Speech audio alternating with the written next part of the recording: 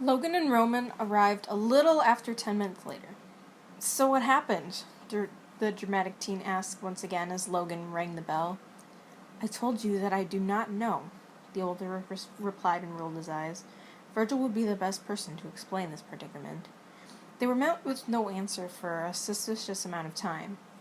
"Virgil," Logan called out when the door didn't open. Roman looked at the door with concern.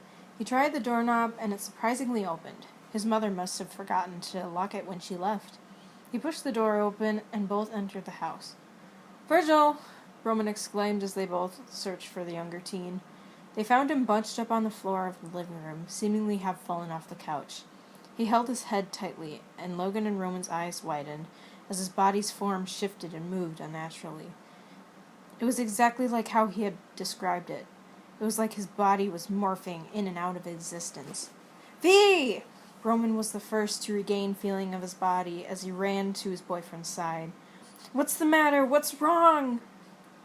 Logan had never heard of anything like this before, and they both watched in horror as Roman's hand phased through Virgil's, his body going from solid to like putting your hand through a cloud of fog. The prince-like teen's face was white as he looked back to the smarter of the three. I can't feel him." Virgil's glitching calmed and his grip loosened as he seemed to realize they were there. It had hurt this time as it flowed through his entire body. The only thing keeping him from screaming was the intense grip of his nails pulling at the hair and digging into his skull. "Guys," he asked in a faint tone, when did you get here?"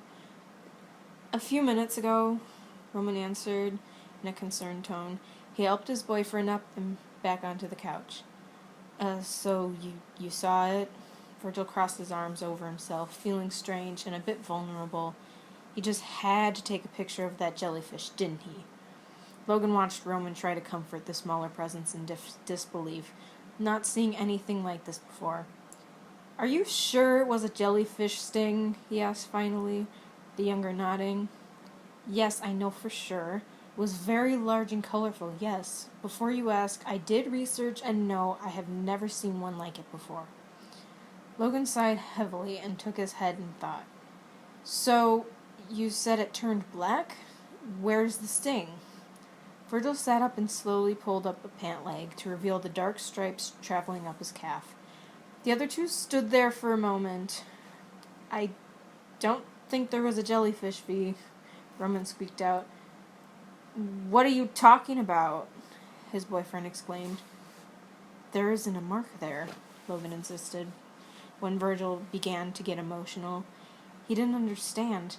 The deep and dark streaks were right there. How could they not see them? "But," Virgil winced as he held his head as it rushed through his body again, even stronger this time. Roman desperately wanted to help, but he couldn't lay a finger on Virgil's ever-shifting body. "What's happening to me?" Virgil sobbed from the pain. Stress clearly did not help the influx of these glitching fits. Roman and Logan shared a look, the dramatic teen rubbing his boyfriend's back, once the attack subsided. "Do you have pictures?" Logan asked in the calmest tone he could manage at this situation. Vernal managed to nod, leaning onto Roman's shoulder. Yeah, but it didn't show up." His tone changed when he saw his friend's expressions. "I am not crazy," he stated through his teeth. "We didn't say that," Logan quickly cut in, trying to avoid Virgil getting too worked up. He wanted to say they should go to a doctor, but the tall teen wasn't sure that was the best decision. He sighed and sat down, asking Virgil what happened after he was stung. Virgil told the story of dragging himself home and treating his energy to the best of his ability, and assured Logan he knew how. Not a surprise to the oldest, as he was aware how nervous Virgil could be. The darker presence was visibly becoming increasingly tired as they talked, and Roman and Logan's unease worsened every detail they heard. Roman left to get him some water, which Virgil ended up drinking 4 cups of and eating a whole sling of crackers. Logan questioned if he was sick, but Virgil had no fever and did not explain what was happening to his body. The only thing he could think of was to stay and observe what happens and try to see what helps. A while later, Roman and Virgil were walking on the beach in a comfortable silence. Despite all of this, the shore and waves was still Virgil's safe space. He hadn't had the weird thing happen for a few hours, and the two were hoping it was over. No one else could see the scars anyway, so it wasn't like he had anything to hide. They watched the sunset and kicked their feet through the sand. "What do you think is happening to me?" Virgil questioned solemnly, glancing at his boyfriend. Well, I don't know," was all Roman could respond, holding both of the shorter's hands. "But I'll try to help you feel better, my dear." They continued to walk even after it became dark, knowing Virgil's mother would have gone straight to bed by then. They were soon laughing and splashing each other with the salty water. Virgil's starting to feel much, much better, chalking it to Roman's effect on him. The water felt cool and soothing, making him want to question if this morning was a dream, even if it was wishful thinking. They kissed and savored this moment they had, where nothing else existed. That is, until Virgil fell into the water, but didn't resurface. "Virgil!" Roman's joking tone quickly turned to distress. "Virgil!" He plunged into the water, scared that Virgil may be having one of his attacks under the water. What he saw, though, made him almost forget not to gasp.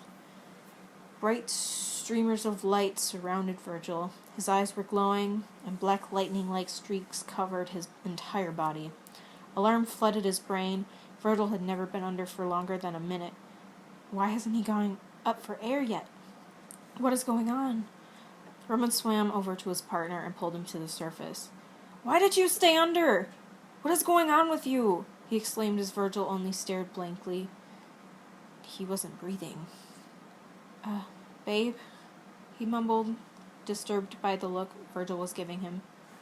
"Babe." The older of the two put a hand on his boyfriend's cheek, which the other leaned into, taking a large breath as if waking up from a trance. He breathed heavily as looking around, finally calming as Roman brought him out of his panic. Neither understood what just happened, but one thing was for sure: Virgil knew something was different, something that he would never get back. They left quickly and dried off, not talking about what just took place, and crawling into Virgil's bed quietly. So, the older teen started, staring into the dark aimlessly. "You're okay, right?" Virgil nodded a bit inside, conflicted about what was happening. All he knew was he loved the water, and it was only becoming more inviting. His eyes shone a bright green once again, but this time Roman found it comforting. Drawing, even. He kissed his partner's forehead, feeling soothed by the light. As long as Virgil was okay, he didn't care about whatever this sting could turn him into. He planned to get Logan there later. Maybe they could manage this themselves. Definitely better than involving adults, if you asked him. Roman shut his eyes and sighed, being very exhausted. Virgil stared at him, wide awake though. His stomach rumbled and he swallowed dryly. Now this feeling, this hunger, this was very new. He ignored it though, and shut his eyes as well, ignoring the smell that made his mouth water. Sleep was all he needed to shake off these thoughts, as he snuggled up to Roman, inviting rest to come and take his mind. He didn't know, though, that those black marks would never go away. He was no longer just a senior in high school. Virgil's life was changing permanently. Now if only he could get his mind off of food and get some sleep. Some salt sounded really good right now, too, to be honest.